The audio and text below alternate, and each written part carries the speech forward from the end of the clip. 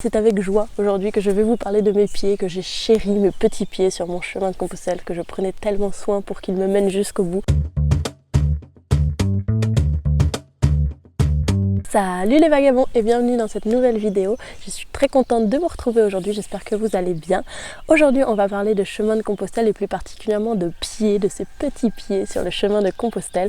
Comment en prendre soin, comment les soigner au maximum pour éviter qu'ils nous fassent mal et possible pour qu'ils nous mènent jusqu'au bout de notre pèlerinage. Pour ma part j'ai marché 3 mois du Puy-en-Velay en France jusqu'à Saint-Jacques-de-Compostelle en Espagne. Donc si vous tombez sur ma chaîne et que vous ne connaissez pas toutes mes vidéos, je vous invite à aller voir mes autres vidéos que j'ai fait. J'ai fait des petits vlogs sur mon expérience du chemin de Compostelle, mon tout premier chemin de Compostelle. J'ai adoré ça et depuis je vous fais des vidéos sur ma chaîne YouTube sur ce sujet qui me tient très à cœur. Et c'est avec joie aujourd'hui que je vais vous parler de mes pieds, que j'ai chéri mes petits pieds sur mon chemin de Compostelle, que je prenais tellement soin pour qu'ils me mènent jusqu'au bout, parce qu'une petite blessure ou même une petite ampoule mal soignée peut vite nous empêcher d'avancer et d'aller jusqu'au bout malheureusement. Donc dans cette vidéo on va voir comment préparer ses pieds avant la randonnée, comment éviter les ampoules sur le chemin et comment les soigner si besoin est. Et puis en toute fin de vidéo je vous donnerai plein d'autres petits conseils et astuces pour vraiment bien s'occuper de ses pieds, les masser, leur faire des bisous. Non je rigole, c'est pas vrai, je faisais pas des bisous à mes pieds, c'est dégoûtant. Un peu de sérieux. Donc voilà, plein de petits conseils et astuces véridiques. Alors, avant le départ, il y a beaucoup de gens qui vont préconiser une crème anti-frottement à appliquer sur ses pieds matin et soir pendant minimum 2 semaines avant le départ.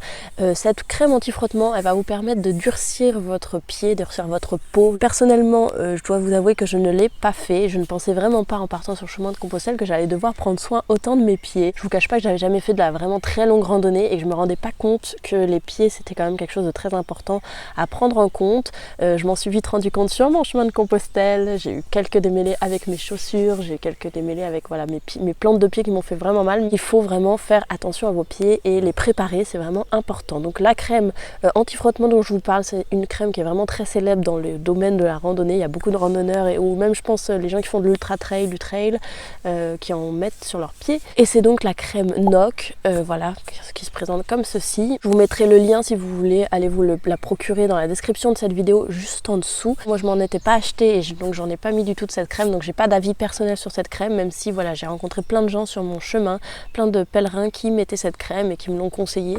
Donc voilà, je pense que c'est une bonne crème à mettre. Moi personnellement, si vous le savez, si vous me suivez déjà depuis un certain temps, je suis plus adepte des produits naturels et de produits bons pour l'environnement.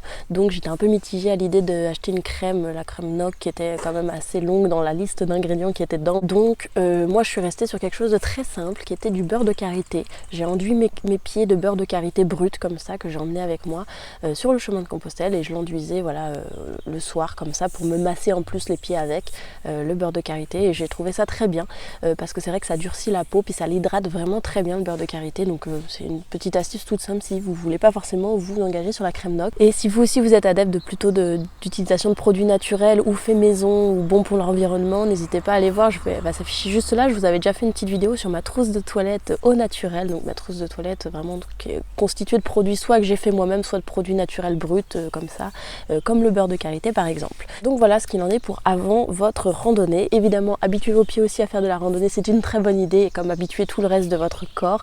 Donc n'hésitez pas aussi à vous entraîner un petit peu avant de partir en faisant quelques randonnées en condition avec les chaussures que vous avez. Et on en vient justement donc au deuxième point qui est d'utiliser le bon matériel pour vos pieds, de prendre des bonnes chaussures. Alors moi je suis partie avec des chaussures parce que d'après moi c'était évident qu'il fallait que je parte avec des vraies chaussures de marche à tige haute lorsque je partais sur une longue randonnée comme ça. Dans ma tête ça allait de soi que c'était forcément ça qu'il fallait prendre. Et finalement j'ai regretté mon choix au bout de quelques jours seulement sur le chemin parce que j'ai eu très mal. J'avais des chaussures de trek très rigides et donc évidemment elles me faisaient très mal, aux plantes des pieds me faisaient mal. Et j'ai pas eu d'ampoule parce que ce sont des chaussures que j'avais déjà beaucoup faites. Donc voilà, si vous partez avec une paire de chaussures qui sont neuves, surtout faites-les, cassez-les, on dit cassez-les pour pouvoir donc vraiment être à l'aise dans vos chaussures, qu'elles soient moins rigides, qu'elles se soient bien faites à votre pied. Donc mettez-les beaucoup, entraînez-vous avec ces chaussures surtout, n'hésitez pas parce que ça risque sinon de vous causer des ampoules. On en reviendra après aux ampoules, mais donc voilà, prenez un matériel qui soit adapté à vous, que vous ayez déjà bien essayé, bien testé et qui soit le plus adapté à vous, vos besoins, notamment sur le chemin de Compostelle. Donc la voie du Puy-en-Velay ou le Camino Frances, ce sont des chemins quand même qui sont pas Alors il y a des chemins en terre, des chemins un petit peu techniques, mais pas tant que ça. Il y a aussi beaucoup de chemins goudronnés, beaucoup de passages dans des villes, dans des villages. Il faut savoir que voilà, c'est un chemin moitié-moitié. C'est pas un chemin que de la rando vraiment en nature et en chemin un petit peu accidenté. Au contraire, c'est plutôt des chemins très praticables, assez faciles d'accès. Et donc faut penser que peut-être mettre des chaussures un peu plus souples. Et donc moi aujourd'hui, je ne randonne plus que soit en sandales, et je vous ai déjà fait une vidéo sur mes sandales de randonnée. Elle s'affichera juste ici si vous voulez aller la voir. Donc moi je suis une adepte de la sandale de randonnée. Je vous les montre d'ailleurs si vous voulez, je marche encore même chez moi avec. Voilà, c'est des sandales toutes simples comme ça. Je suis vraiment une adepte, je les adore.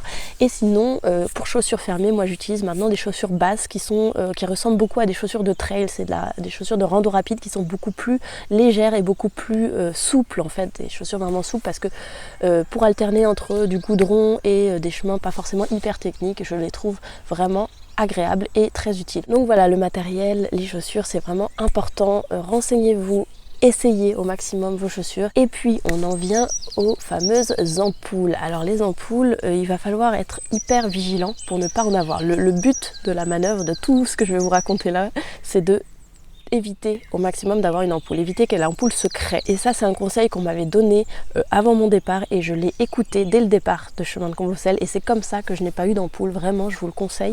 C'est pas évident parce qu'au début on se dit mais non, oh là là, c'est juste un petit frottement, c'est juste une toute petite chose que je sens dans ma chaussure, c'est rien. Et on n'a pas envie de s'arrêter sur le chemin comme ça, d'enlever la chaussure, d'enlever la chaussette, aller chercher sa trousse à pharmacie pour se mettre un pansement. En tout cas c'est quelque chose qu'on n'a pas forcément envie de faire, mais j'ai pris la peine de le faire à chaque moment, dès les premiers jours, vraiment les premiers kilomètres de marche. J'ai senti des tout petits frottements, mais vraiment juste des petites gênes en fait. C'est vraiment une toute petite gêne qu'on va sentir dans sa chaussure.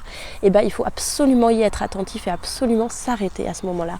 Enlevez tout, regardez là où c'est. Si c'est un tout petit peu rouge, et ben hop, on met un pansement pour éviter que le frottement crée l'ampoule tout simplement. Mais c'est vrai qu'il faut éviter l'ampoule, c'est vraiment au tout début où on sent ce frottement. Et lorsque plus tard j'ai fait mon Camino del Norte l'année d'après, et bien je me suis fait tout simplement avoir parce que je me suis dit mais non, ça frotte, mais ça va pas faire d'ampoule, je connais mes chaussures, elles m'ont jamais fait d'ampoule. Et bien si, ça m'a fait évidemment une ampoule à un endroit en plus tout à fait incongru qui m'était jamais arrivé d'avoir une ampoule qui est entre les doigts de pied, enfin bref. Et ça c'est juste parce que je ne me suis pas écoutée, parce que je l'ai senti cette ampoule venir et je me suis dit mais non. Et voilà. Donc les pansements que vous mettez, soit c'est un pansement classique, soit vous pouvez déjà mettre un petit pansement comme les Compides, là, la marque Compide double peau, les pansements double peau. Et c'est à ce moment-là qu'on les met, ces pansements-là. C'est pas une fois que l'ampoule est apparue. Une fois que l'ampoule est apparue, les pansements ils servent plus à rien. Ah oui, avant de passer aux soins des ampoules, l'autre petite astuce pour éviter les ampoules, il y a des gens qui m'ont dit, moi je l'ai jamais fait, c'est de mettre une double paire de chaussettes. Donc en fait le frottement comme ça il se fait entre les chaussettes et non pas entre votre peau et la chaussure. Donc mettre une fine paire de chaussettes vraiment sous une grosse paire de chaussettes de rando. Ensuite, donc pour soigner vos ampoules, il y a deux écoles. Il y a vraiment deux types de manières de soigner vos ampoules. Il y a l'école de je ne perce pas mon ampoule, je la laisse et voilà. Je la laisse faire sa vie tant qu'elle me fait pas mal et que tout va bien. Mais il y a aussi l'école de je la perce et je vais enlever le liquide en fait qui est dans cette ampoule pour essayer de l'assécher au maximum et de faire en sorte que la peau qui est sur le dessus, qui s'est décollée, vienne se recoller sur la peau du dessous. Désolée si je rentre dans des petits détails techniques qui sont pas forcément les plus ragoûtants pour parler des ampoules. Quand j'ai été sur le Camino del Norte avec ma fameuse grosse ampoule, mon ampoule s'est de toute façon éclatée toute seule dans ma chaussure vu que je ne l'avais pas soignée, que je n'avais rien fait, je l'avais laissée comme ça et je ne l'ai pas soignée à la suite de ça et j'ai continué à marcher là-dessus comme une idiote un petit peu et après ça c'est vraiment compliqué et ensuite je suis arrêtée dans un gîte où on m'a aidé à soigner cette ampoule. On a utilisé la technique du fil et de l'aiguille. Donc si vous prenez la technique de je perce mon ampoule, qui selon moi, sauf si votre ampoule ne vous fait pas mal lorsque vous marchez, c'est quand même selon moi la meilleure des techniques. Donc cette technique elle consiste tout simplement à percez donc votre ampoule, absolument enlever tout le liquide qui est dans cette ampoule parce que votre corps il va chercher à recréer ce liquide. Donc percez, faites sortir le liquide, surtout ne jamais retirer la peau qui est sur le dessus de votre ampoule, ne surtout pas la retirer, c'est ça, c'est votre peau de protection et si vous l'enlevez, la peau qui est dessous va être vraiment à vif et c'est là que vous allez vraiment avoir du mal. Donc une fois que vous avez vidé l'ampoule, surtout bien désinfecter et puis mettez-y soit de la bétadine donc qui va désinfecter et en même temps assécher, soit donc du désinfectant et ensuite de l'éosine, vous savez là, pour pouvoir vraiment bien assécher la peau. Et la fameuse technique donc du fil et de l'aiguille, avec l'aiguille vous allez évidemment tout désinfecter, que ce soit le fil, l'aiguille, on désinfecte tout. Et vous allez donc passer votre aiguille dans cette ampoule qui est maintenant vide et asséchée, vous passez l'aiguille et le fil et vous laissez le fil à l'intérieur. Le but de ce fil en fait c'est qu'il va permettre d'aller plus vite parce qu'il va assécher encore plus votre ampoule et donc de cicatriser plus vite pour que les peaux se recollent. Et naturellement, une fois que votre peau elle sera complètement sèche, et bien le fil va naturellement se retirer ou vous le retirez tout simplement vous-même, mais c'est assez simple, vous allez le sentir une fois que votre peau sera complètement sèche, mais c'est au bout de plusieurs jours. Moi c'est la technique que j'ai utilisée, je l'ai trouvée très efficace. On m'a déjà regardé avec des grands yeux ronds quand j'ai dit que j'avais fait cette technique là en me disant que c'était n'importe quoi par rapport au fait que c'est jamais assez stérile quand on est en randonnée, un fil comme ça de couture qu'on met dans la plaie, enfin bref. Je peux comprendre. Moi personnellement ça s'est bien passé et je pense que c'est quelque chose que je referais à l'avenir si j'avais à soigner à nouveau une ampoule. Tous les soirs, essayez vraiment d'aérer au maximum vos ampoules, vos pieds pour pouvoir vraiment les laisser sécher, bien désinfecter en plus à nouveau tous les soirs l'ampoule, bien essayer de la ressécher à nouveau avec de l'éosine par exemple. Voilà, donc c'est un processus qu'il faut faire tous les soirs, il faut bien l'entretenir tous les soirs, tous les matins, les laisser au maximum à l'air vos pieds parce que comme ils sont tout le temps fermés dans des chaussettes et tout le temps dans de l'humide un petit peu parce que forcément on sue à l'intérieur de nos chaussures ou de nos chaussettes, voilà, il faut essayer au maximum de les aérer. Et dans la journée quand vous marchez avec votre ampoule et le fil dedans, et mettez-y quand même un pansement ou au moins une compresse avec voilà, du sparadrap, mais évidemment protégez votre ampoule au maximum. Donc voilà, ça c'est pour ma technique personnelle sur les ampoules. Il y a peut-être des gens qui ont des avis complètement divergents, n'hésitez pas à me le mettre d'ailleurs dans les commentaires juste en dessous de cette vidéo si vous soignez différemment vos ampoules. Je pense qu'il y a différentes manières de faire et au contraire c'est intéressant d'avoir les différentes techniques. D'autres petites astuces et conseils que je voulais vous partager, ça va être par exemple les chaussettes. Surtout ne prenez pas des chaussettes simples, toutes fines, de ville ou ce genre de chaussettes. C'est vraiment indispensable selon moi de prendre une paire de chaussettes de randonnée, quelle qu'elle soit. Il y a vraiment toutes sortes de chaussettes de randonnée sur le marché avec toutes sortes de techniques, technologies, je ne sais pas comment on dit. Moi je ne suis pas une connaisseuse particulièrement, je prends des chaussettes assez basiques de randonnée chez une grande enseigne de sport que tout le monde connaît et ça va très bien, en tout cas pour ma part ça va très bien, j'essaye qu'elles soient quand même un minimum aérées. L'autre petite chose que vous pouvez faire pour prendre soin de vos pieds, c'est leur faire des petits bains d'eau froide le soir notamment lorsque vous êtes dans un gîte, si vous avez accès à un bac ou alors à une baignoire ou toutes sortes de récipients où vous pouvez plonger vos pieds dans de l'eau froide parce que vos pieds à la longue, à force de marcher, ils vont avoir tendance à gonfler. En fait cette technique elle permet à vos pieds de vraiment raffermir la peau et puis aussi à laisser le sang bien circuler dans vos pieds, donc dégonfler un petit peu vos pieds. Donc faut pas les laisser 3 heures parce que sinon ça va ramollir votre peau et c'est pas idéal non plus, mais voilà, un petit bain d'eau fraîche ça peut faire du bien le soir à vos pieds. Et bien sûr après il faut bien les sécher et les laisser à l'air libre pour qu'ils prennent de l'air un petit peu le soir comme je vous l'ai déjà dit. Et puis l'autre chose donc bien garder ses pieds secs. Si vous avez des chaussures fermées ou que vous avez une tendance à suer beaucoup des pieds, faut pas hésiter à changer vos chaussettes en cours de chemin s'il y en a besoin, si vous sentez vraiment que vos pieds sont humides. Et enfin la dernière petite astuce, mais ça me paraît aller de soi en fait pour prendre soin de ses pieds, c'est de les masser tous les soirs. Donc lorsque vous mettez votre crème, que ce soit votre crème anti-frottement, votre beurre de karité, tout ce que vous voulez, vos huiles essentielles sur vos pieds, n'hésitez pas à les masser au maximum, même si vous ne connaissez pas des techniques de massage de pieds particulières. Prenez vos pieds, massez-les, faites-leur du bien, dites-leur que vous les aimez, vos petits pieds qui vous supportent toute la journée comme ça pendant des kilomètres et des kilomètres. Bien sûr je plaisante, mais massez-les, ça leur fait vraiment, enfin moi je sais que c'est un truc que je faisais tous les soirs et ça me faisait énormément de bien.